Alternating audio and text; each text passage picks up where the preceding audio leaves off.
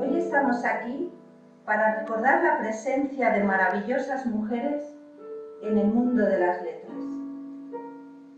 Nos hemos aplicado en la búsqueda de poemas que hablan de todo lo que las mueve, escritos por madres, esposas, revolucionarias, amantes. Pretendemos ensalzar lo bello, lo que nos diferencia y nos define. Nos gusta ser mujeres, ser femeninas, a veces seductoras, a veces tímidas, a veces insolentes. Nos gusta sentirnos bonitas por dentro y por fuera, cuidarnos, proponernos retos, formarnos, crecer, avanzar. Vamos a seguir insistiendo para que nadie nos impida caminar, sonreír, vivir libremente, elegir. Nos gusta ser mujeres, impulsarnos para conseguir las mismas oportunidades que los hombres. Estamos preparadas y somos eficaces. Lo sabemos. Ya hay mujeres concejalas, mujeres alcaldesas, mujeres presidentas. Y hasta que no sea algo habitual y natural, tendremos que seguir hablando de ello. Eduquemos a nuestras hijas e hijos, a nuestras amigas y amigos, a nuestras madres y padres, y aprendamos a ser firmes frente a un machismo que no se sostiene. Digamos no, digamos basta, digamos hasta aquí y sigamos adelante. Disfrutemos de esas mujeres que tanto nos han enseñado, que lucharon y escribieron para conseguir una igualdad que hoy todavía no se ha logrado.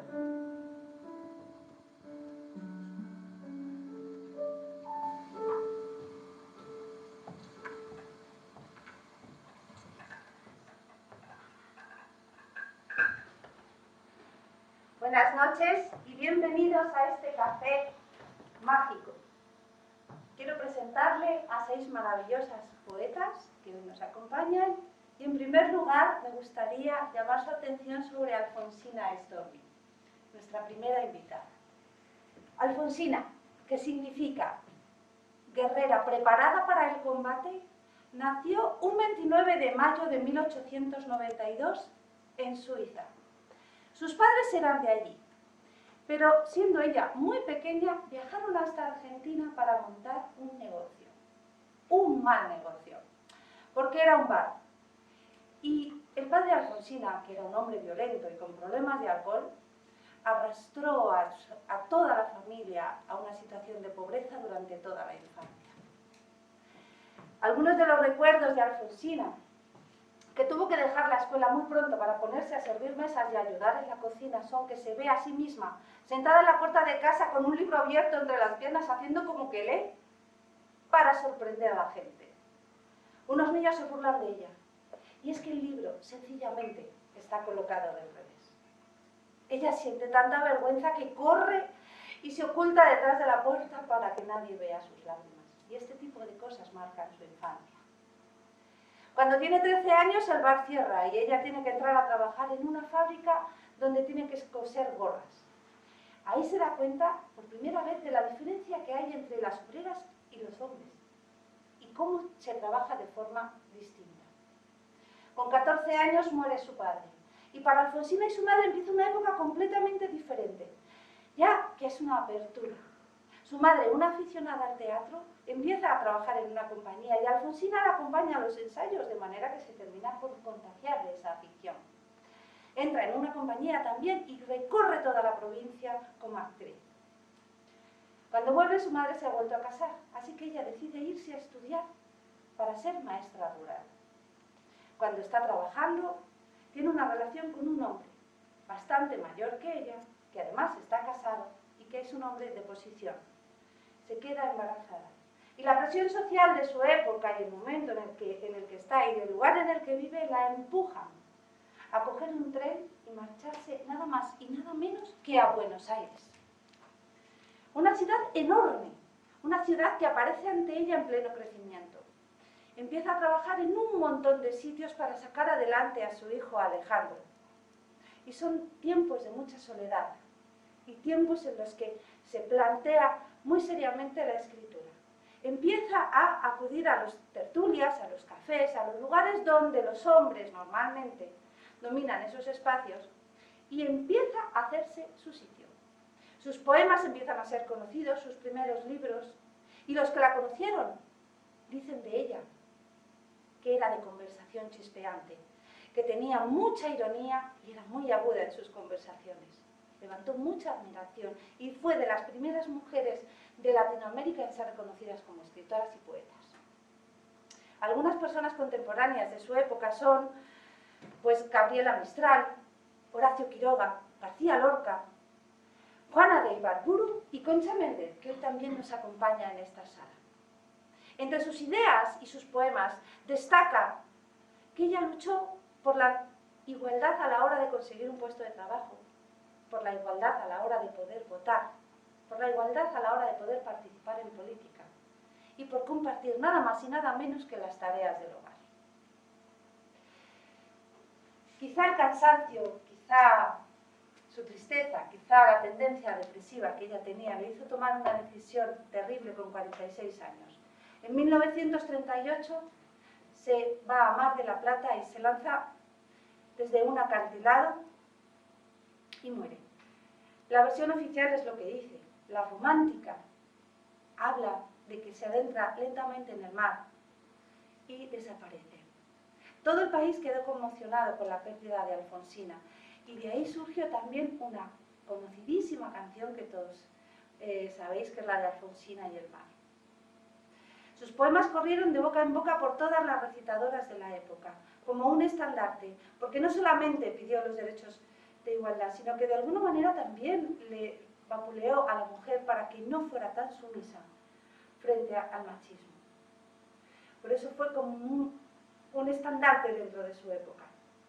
Hoy vamos a escuchar un poema que se llama Pudiera ser, dedicado a su madre y a todas esas mujeres de aquella generación que tanto sufrieron la desigualdad.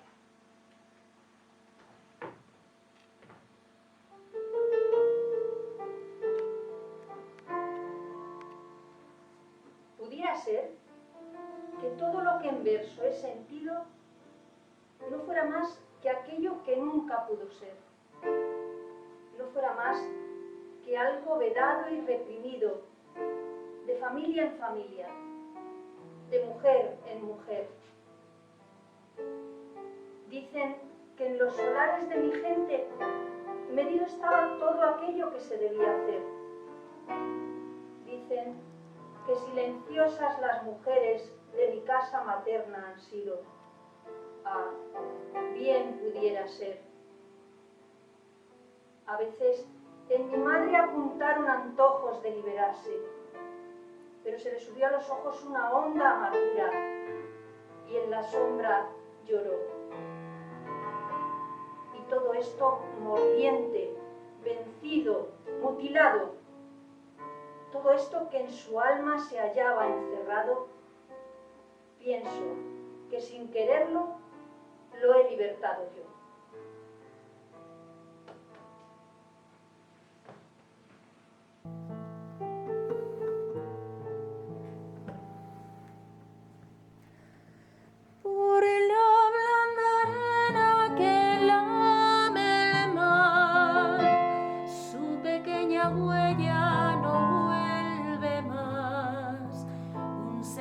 Solo de pena y silencio llegó.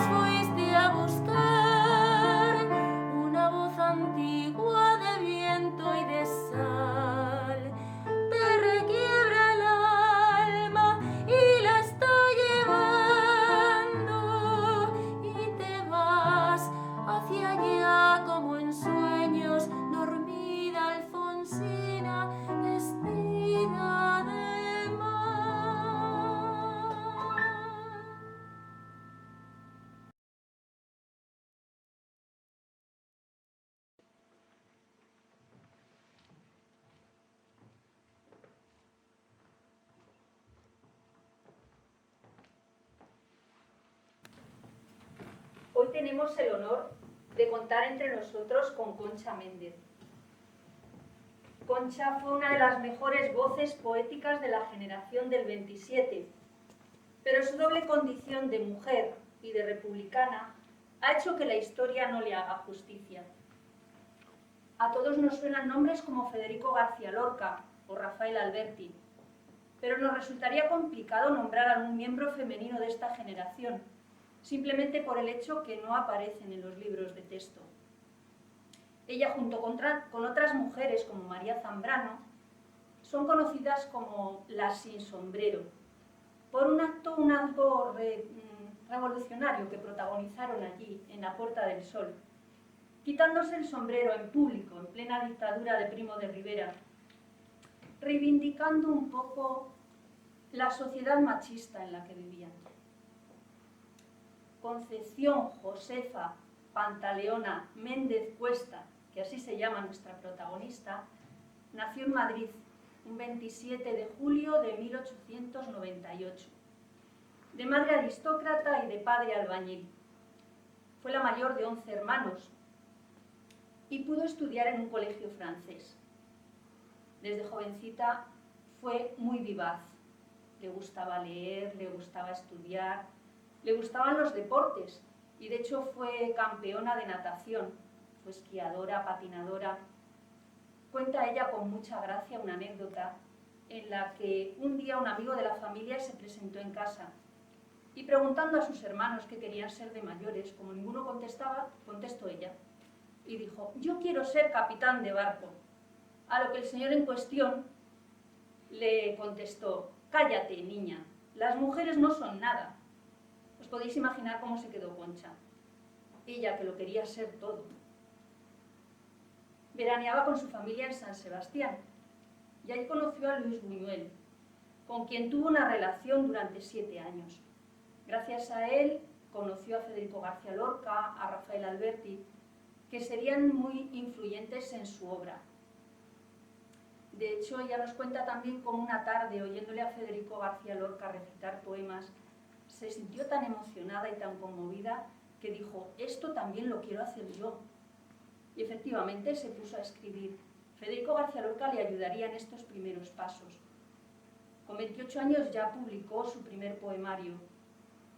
Son poemas de la inexperiencia, pero están llenos de vitalidad.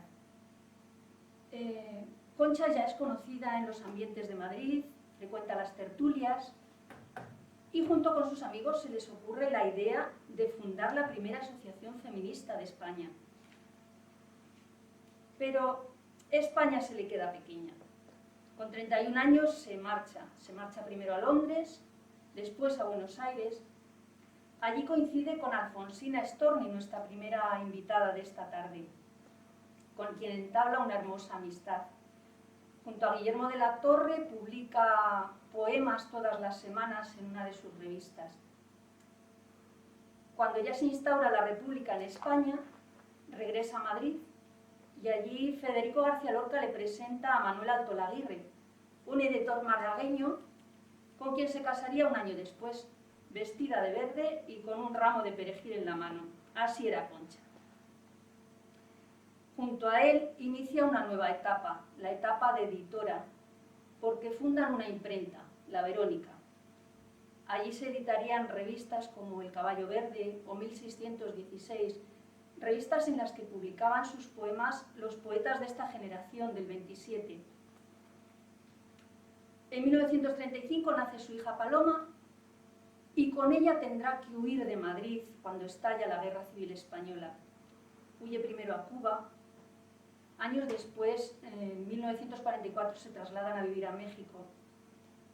Y aquí inicia toda su etapa que la marcó tanto, de exiliada, ¿no? En estos países coincidió con otros intelectuales también exiliados. De Concha podríamos hablar muchísimo tiempo, pero lo mejor es acercarnos a su obra y a sus memorias habladas, memorias armadas, que escribió su nieta Paloma unos años después de su muerte, como fruto de las numerosas horas compartidas con su abuela. en la que de forma muy graciosa cuenta sus anécdotas, sus experiencias, sus recuerdos. Aquí se nos refleja esta gran mujer, esta mujer que es prototipo de la mujer moderna, entendiendo por moderna la mujer emancipada, la mujer luchadora, luchadora por su libertad y por construirse a sí misma.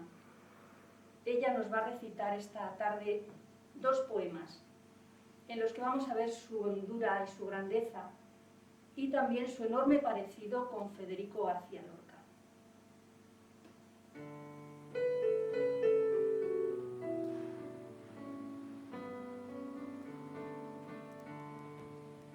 Todo, menos venir para acabarse.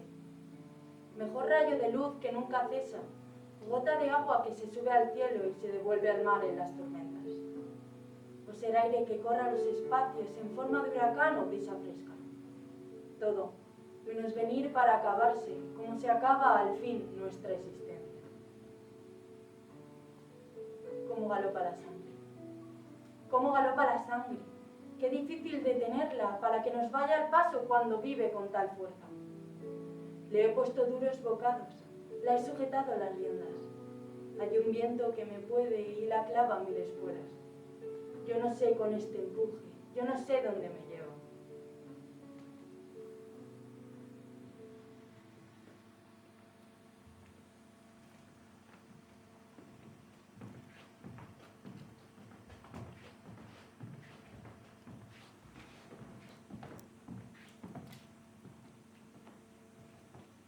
Hoy tenemos el honor de contar entre nosotras con Dulce María Leznar. Esta gran mujer nació en el 1903 en el famoso barrio de La Vedada, en La Habana. Su padre fue un famoso general del ejército anticolonial en la Guerra de la Independencia del 1895. Su madre era una amante de la literatura, la música y todas las artes en general. Por sorprendente que parezca, ni ella ni ninguno de sus 3 hermanos acudieron nunca a la escuela, y es que contaron con la mejor educación desde su propia casa.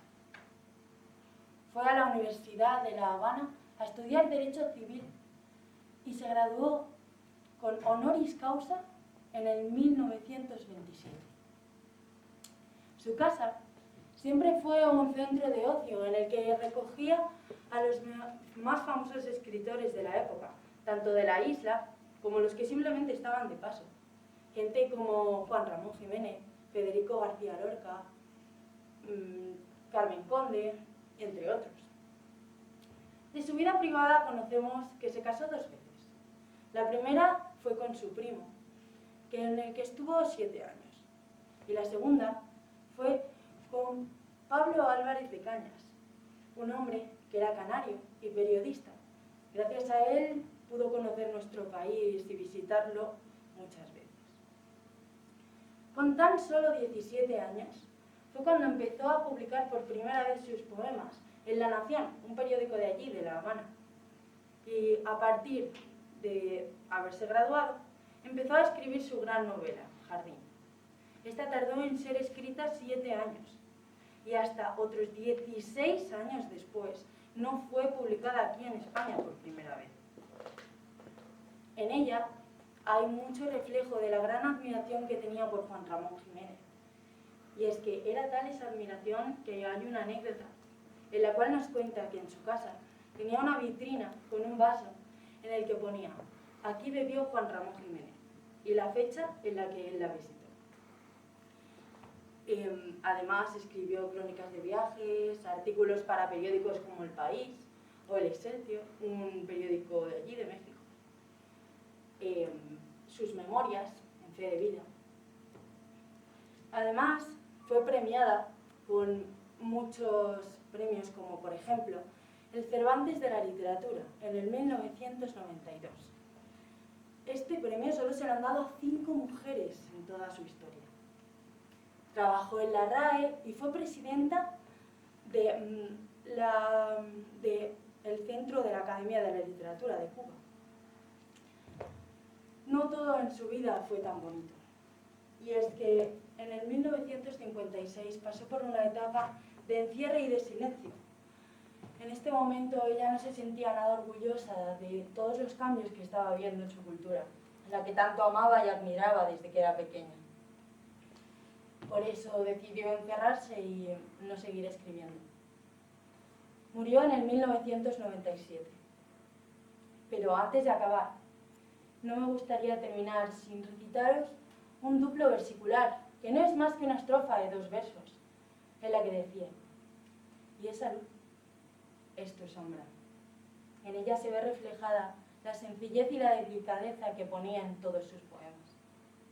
Ahora nos va a recitar uno de los poemas que nos permitirá divagar y soñar con todo lo que os he contado. Divagación.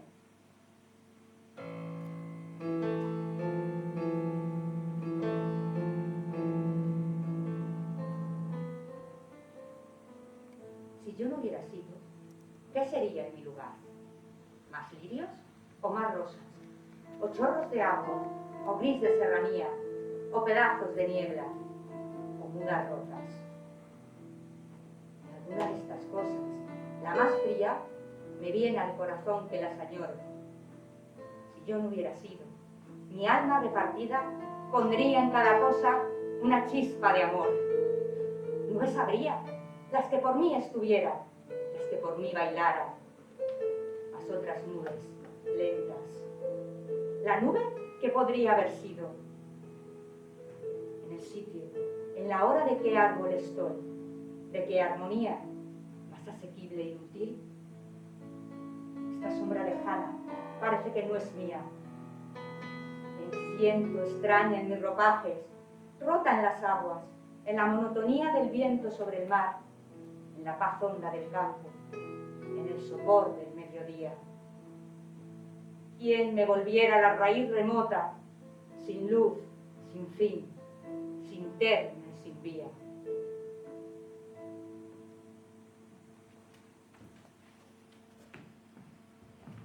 Gracias, maestro. Buenas tardes. Hoy tenemos entre nosotros a Julia de Burgos, escritora puertorriqueña. Nació en Carolina, ciudad bañada por las aguas del Río Grande de Loiza. Sus padres eran campesinos y cuentan que ya de pequeña mostraba gran interés por la naturaleza que le rodeaba. A la caída del sol se subía a las ramas de un árbol, donde comenzaba a narrar historias que le encantaban. Los vecinos se arremolinaban a su alrededor y decían que cómo era posible que una niña tan chiquita contase historias tan maravillosas. Fue la mayor de 3 hermanos y la única que estudió. Con mucha dificultad se graduó en magisterio por la Universidad de Puerto Rico. Ejerció un breve periodo de tiempo en una escuelita del barrio de Naranjito. Pero su amor por la literatura le llevó a escribir poesía.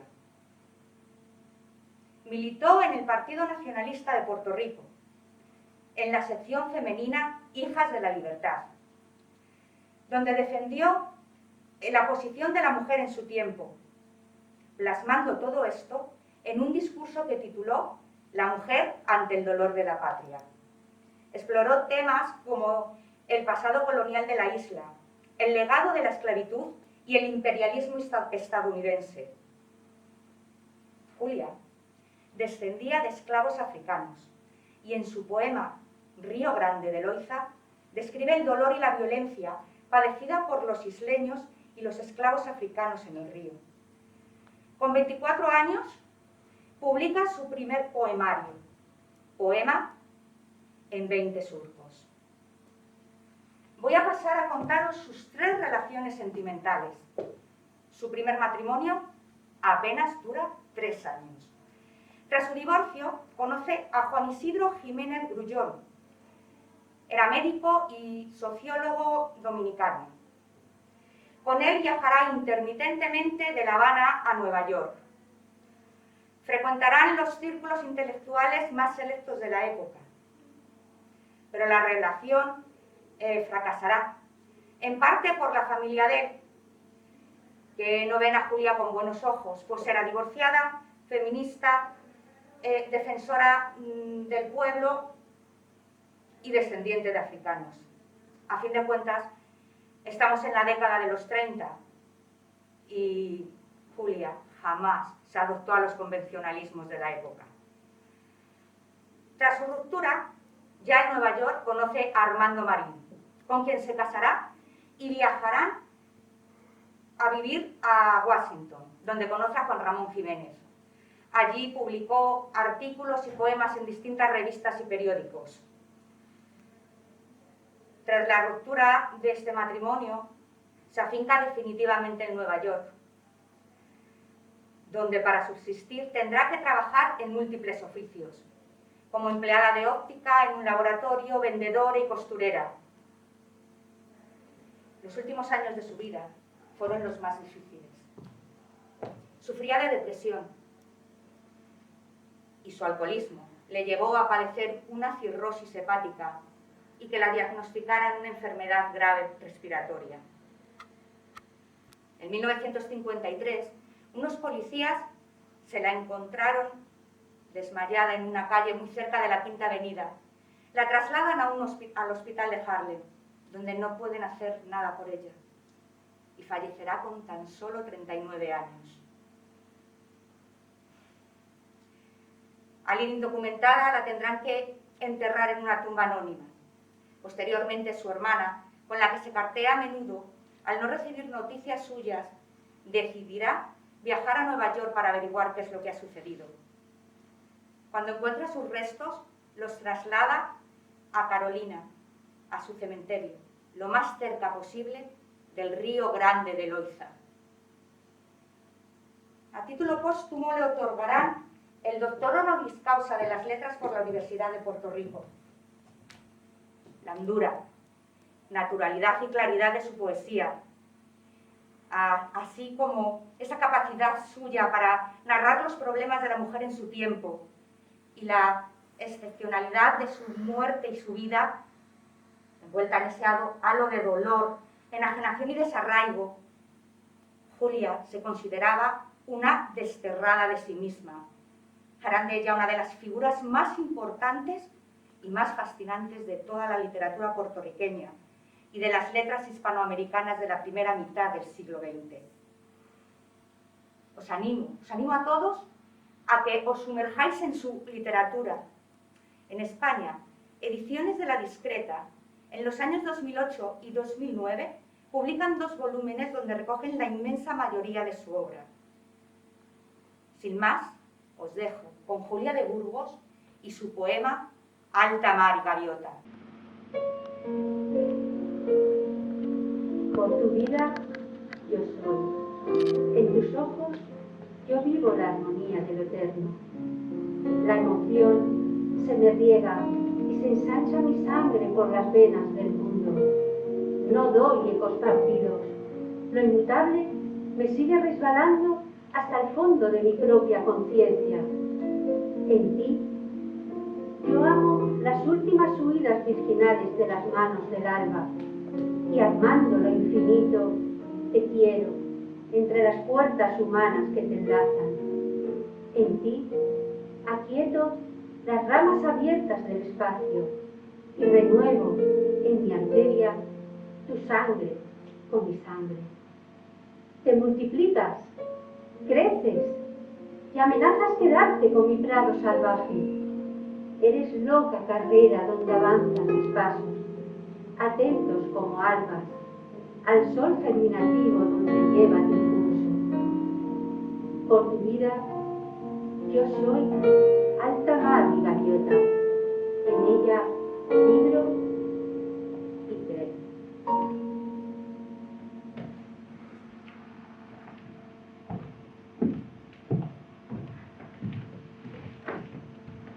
La siguiente invitada es María Elena Walsh. María Elena Walsh fue poeta, escritora, compositora, cantautora argentina. Nació a las afueras de Buenos Aires en 1930 y murió en 2011. Era hija de un ferroviario inglés y de una argentina descendiente de andaluces. En los años 60 es cuando alcanza su mayor éxito en Argentina, por sus canciones y sus poesías infantiles, pero también por sus reivindicaciones políticas, porque fue una gran luchadora por la igualdad de género, también contribuyó en la educación infantil y luchó mucho por la mujer. También traspasó la censura imperante en Argentina. En los años 70 es cuando alcanza la popularidad en España, porque sus canciones fueron representadas por la cantante Rosa León. A los 15 años publica su primer poema en la revista Hogar. Era una revista de referencia en el mundo cultural y allí se encontraba María Elena en este mundo, pero que era casi exclusivo de hombres. Pero ella no se dejaba amedrentar.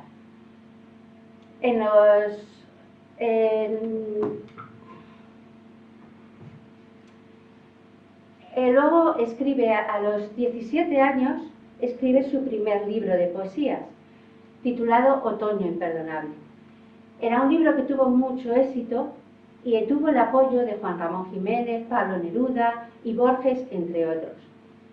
Juan Ramón Jiménez la invita a pasar una temporada en su casa en Estados Unidos con su mujer, y lo que se prometía que iba a ser un sueño, resultó que la convivencia con el poeta era muy complicada. María Elena decía que el poeta, que Juan Ramón la destruía, que Juan Ramón era él y ella no era nadie. Ya a los 6 meses vuelve a Argentina, pero el mundo cultural no la gusta. Dice que es rencoroso, quisquilloso, y entonces ella continúa por la música. Se va a París, allí forma un espectáculo con la artista Leda Valladares, un espectáculo musical sobre el folclore argentino. Tuvo mucho éxito entre el pueblo parisino. Y a los 4 años vuelven a Argentina, pero la dictadura no se lo pone fácil. 2 mujeres dedicadas al folclore. Entonces se separan y María Elena continúa con sus canciones y su teatro y sus poesías infantiles. Escribió muchos libros infantiles, Tutú Maramba, Zooloco, El reino del revés, que le tengo aquí, pero hay que destacar la obra de teatro Canciones para mirar. Fue la que la consagró como la escritora de literatura infantil. Sus canciones fueron tarareadas por todo el mundo, niños, adultos. Sus personajes fueron muy populares. También hay que destacar que trabajó en televisión, cuando era un medio que empezaba a tener mucha repercusión en el público. Y ella aprovechaba para contar la verdadera historia de lo que estaba pasando en Argentina. También escribió en el periódico de mayor tirada, Clarín. Allí escribió un texto que fue muy polémico, que se publicó en varios países, entre ellos París, España. En ese texto ella escribía con mucho humor y en ese texto escribía cosas como que la mujer tenía que culturizarse profundamente para así influir en la cultura de los niños. Que a una niña que estuviese leyendo una novela no se le podía decir: deja eso, que le estás perdiendo el tiempo, y ponte a hacer las tareas domésticas. Esto tuvo mucha repercusión para María Elena y anularon sus programas de televisión, se prohibieron sus canciones en la radio, los cantantes tuvieron que quitar sus canciones de su repertorio, y María Elena se fue a hacer un viaje por Europa y bueno, ya tuvo muchos reconocimientos, muchos homenajes. Fue doctor honoris causa en Córdoba, por la Universidad de Córdoba, perdón. Y bueno, María Elena fue valiente, inteligente, rebelde, incluso llegó a pedir al presidente Raúl Alfonsín que legislaran el aborto, con lo que ello suponía en esa época. Luego fue feminista, cuando empezaba el feminismo, pero su lucha era la escritura. Ella con la escritura expresaba lo que sentía, lo que vivía y hizo cosas que antes nadie había hecho. Sus canciones son un clásico y pasan de generación en generación. De su vida privada sabemos que sus amores secretos fueron mujeres. Vivió los últimos 30 años con la fotógrafa Sara Facio, que aún vive, y ha creado la Fundación María Elena Walsh para que perdure su obra. Y por último, os quiero decir unas palabras que dijo en una entrevista María Elena sobre los 80 años, y dijo: decidme cuántos no verían con malos ojos que una mujer reniegue de su maternidad y diga: me revienta ser madre y tener hijos. La verdad, que muy pocos.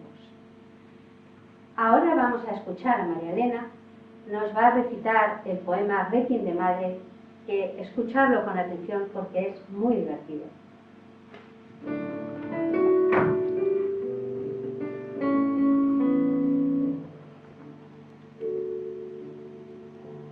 Aquí yace una pobre mujer que murió de cansada. En su vida no pudo tener jamás las manos cruzadas. De este valle de trapo y jabón me voy como he venido, sin más suerte que la obligación y más pago que el olvido. Aleluya, me mudo a un hogar donde nada se vuelve a manchar, nadie me pedirá de comer. En mi última morada no tendré que planchar y coser como condenada. Cantan los ángeles alrededor de la eterna fregona y le cambian el repasador por una corona. No lloréis a esta pobre mujer que se encamina a un hogar donde no tendrá que barrer, donde no hay cocina. Aleluya a esta pobre mujer bienaventurada, porque ya no tiene más nada que hacer y ya no hace nada. Yo voy a presentar a Yoconda Belli, escritora nicaragüense. Yoconda Belli nació en 1948 en Managua, hija de una familia acomodada. Su padre era empresario, su madre fue la fundadora del Teatro Experimental de Nicaragua.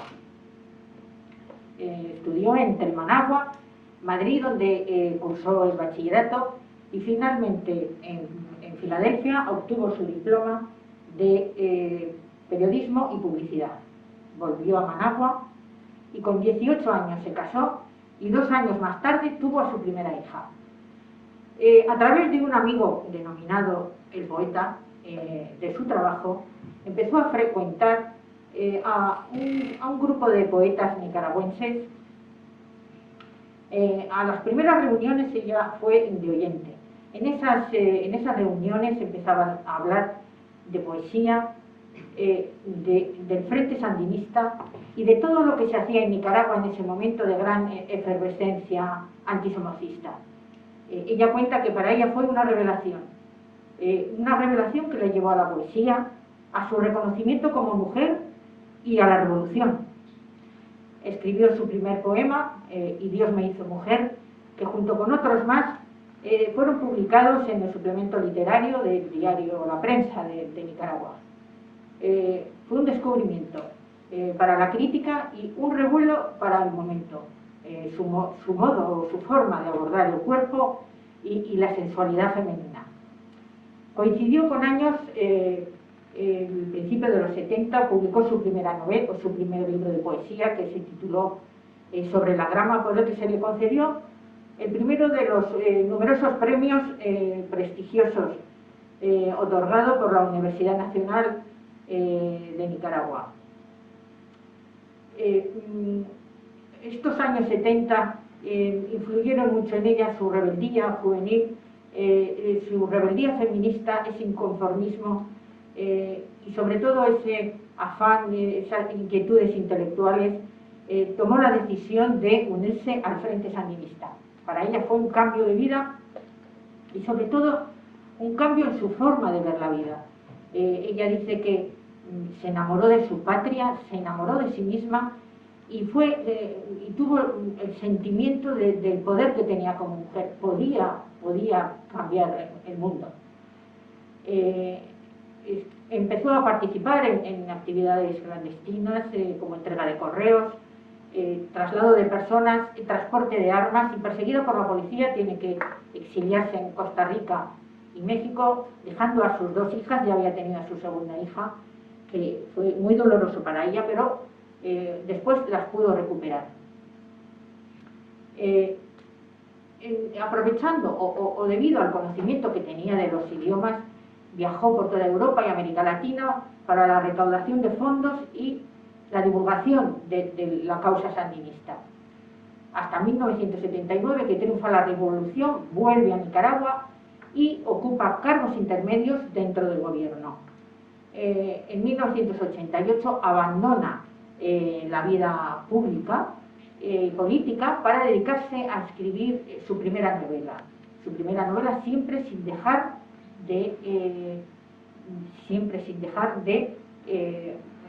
de lado la poesía.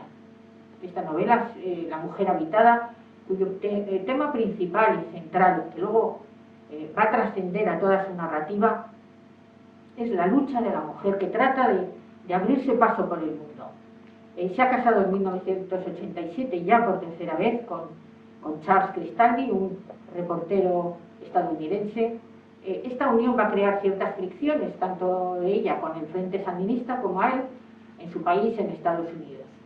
En 1994 abandona el Frente Sandinista, como muchos de los intelectuales que habían participado en la revolución con ella.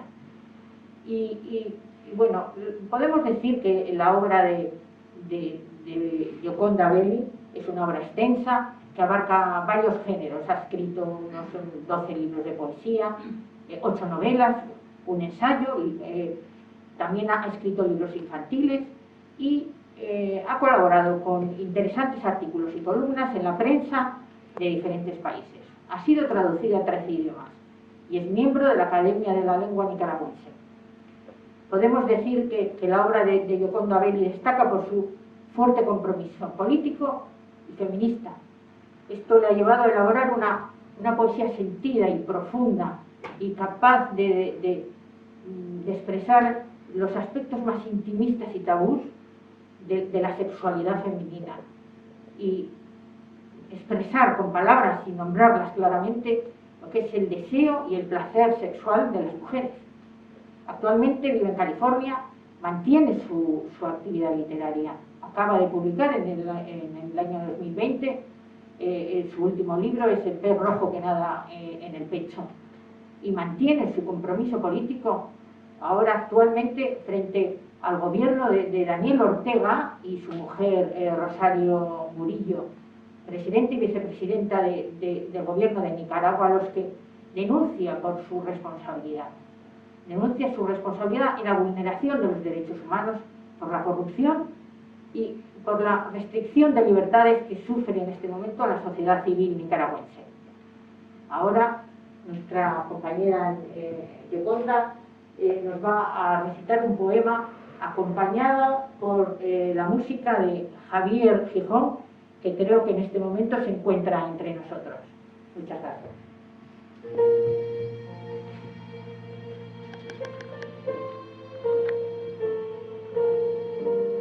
Dios te hizo hombre para mí. Te admiro desde lo más profundo de mi subconsciente, con una admiración extraña y desbordada que tiene un dobladillo de ternura.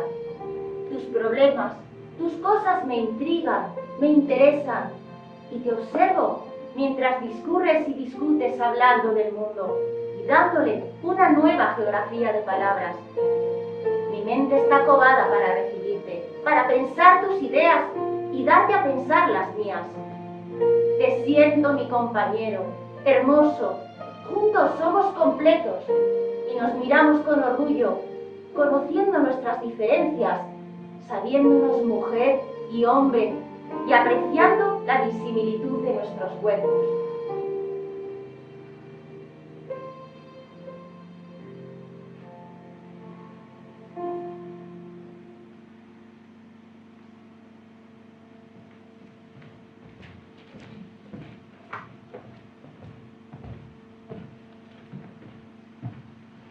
Hola, buenas tardes.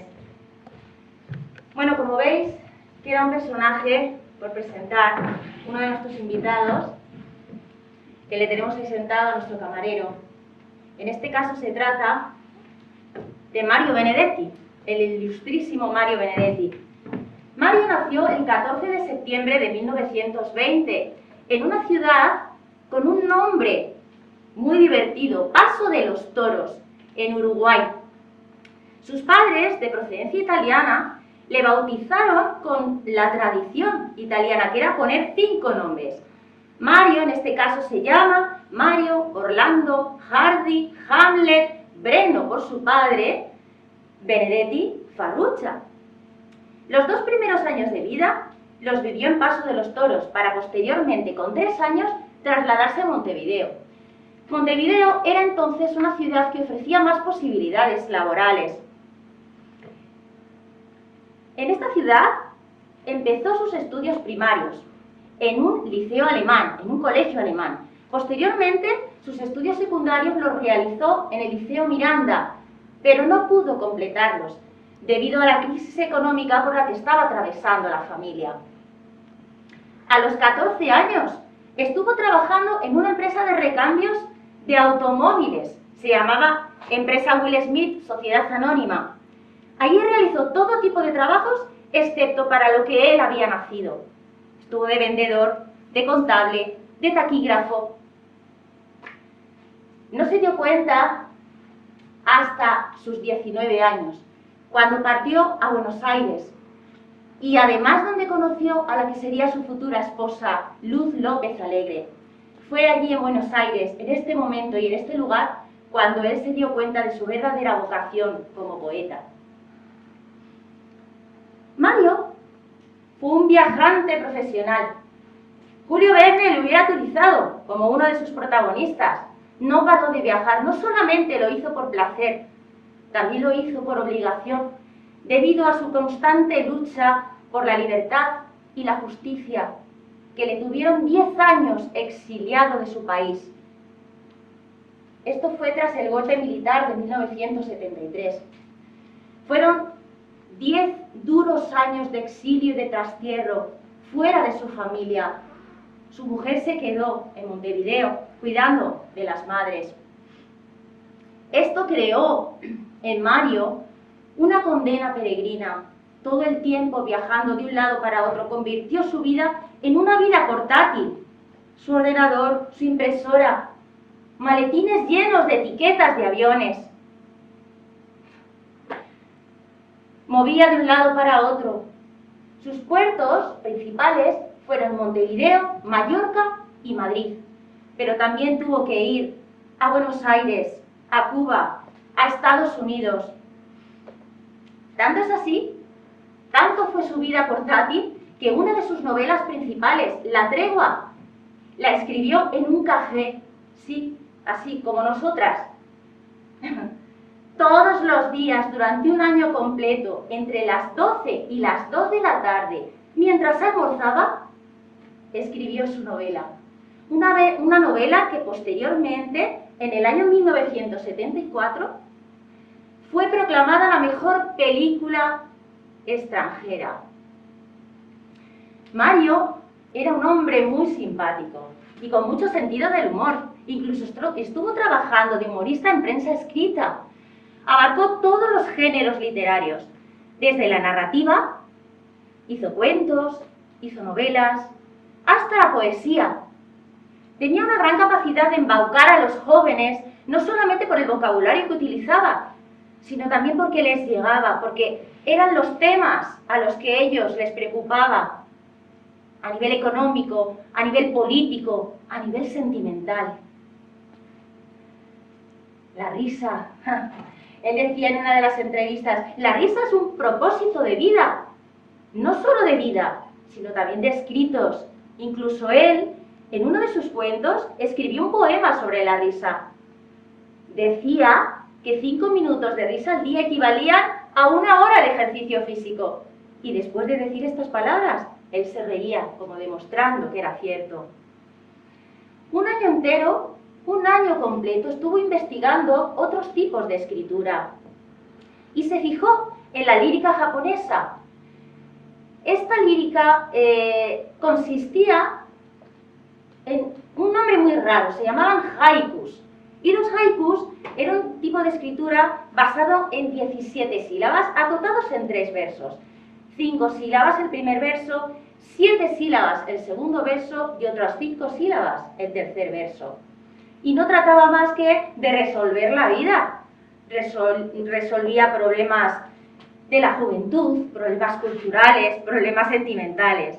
Y aquí salió una frase muy conocida de Mario que decía: todo cabe en 3 líneas. Una anécdota de Mario es que era antirrockero. No le gustaba el rock porque decía que esas letras insignificantes que no dicen nada. Sin embargo, era muy aficionado a los cantautores, Aute, Sabina. Incluso Joan Manuel Serrat llegó a musicalizar muchos de sus poemas. Una última anécdota. Mario era acérrimo aficionado al fútbol. Él era del equipo nacional de Montevideo. Y siempre decía: en la vida se puede cambiar de trabajo, se puede cambiar de mujer, de casa, de coche, pero nunca se podrá cambiar de equipo de fútbol. Ahora tenemos aquí a Mario, que nos va a recitar un poema que se titula Táctica y Estrategia. Y es un poema en el que nos habla de cómo tratar a una mujer y lo importante que es.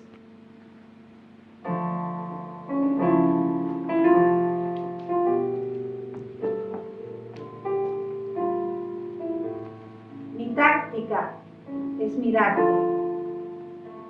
aprender cómo sos, quererte como sos. Mi táctica es hablarte y escucharte, construir con palabras un puente indestructible. Mi táctica es quedarme en tu recuerdo, no sé cómo, ni sé con qué pretexto, pero quedarme en vos.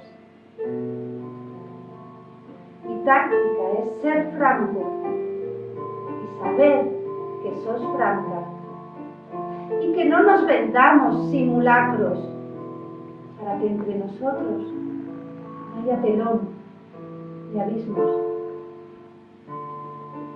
Mi estrategia es, en cambio, más profunda y más simple. Mi estrategia es que un día cualquiera, no sé cómo, ni sé con qué pretexto, por fin me necesites.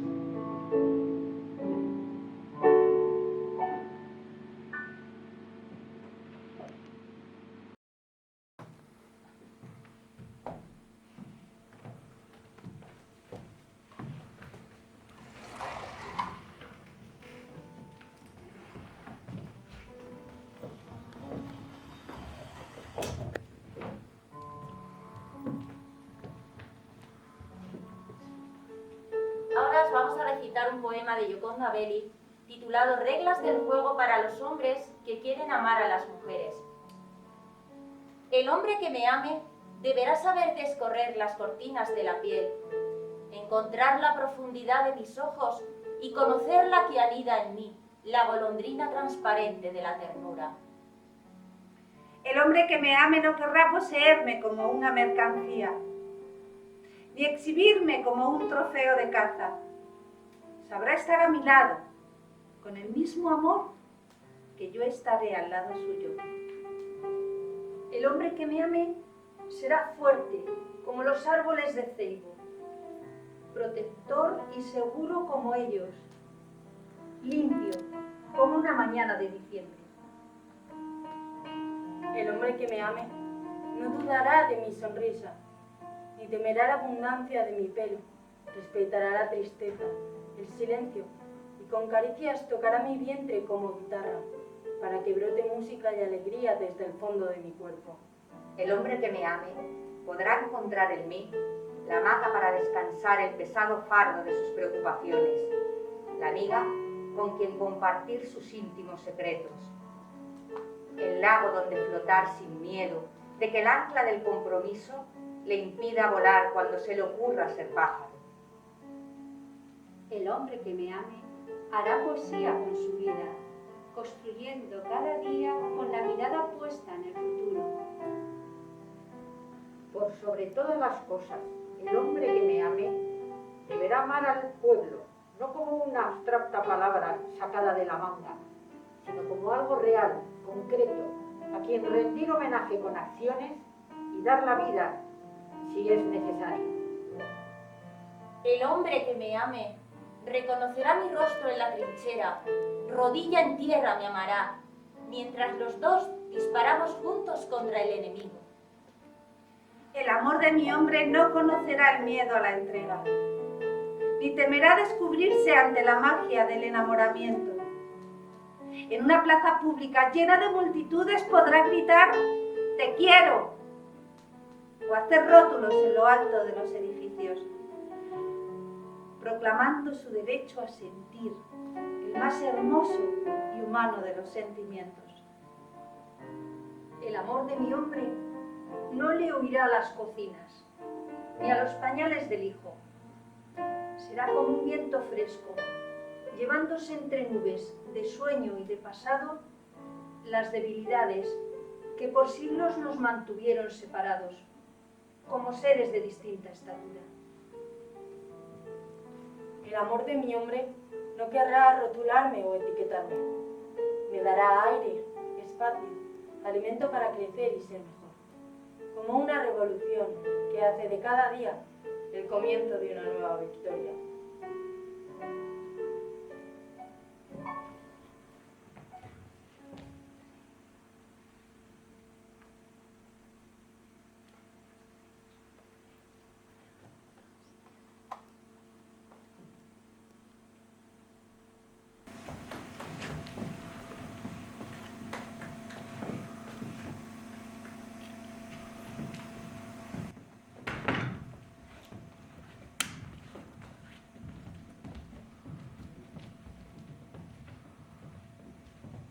Muchísimas gracias. Y para terminar, un brindis con una frase que dijo Rosa de Luxemburgo, pensadora alemana de origen judío que luchó toda su vida por la igualdad de derechos y por la paz.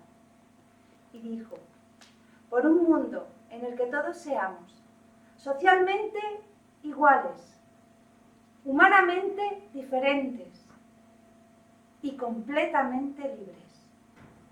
Muchísimas gracias. Buenas noches.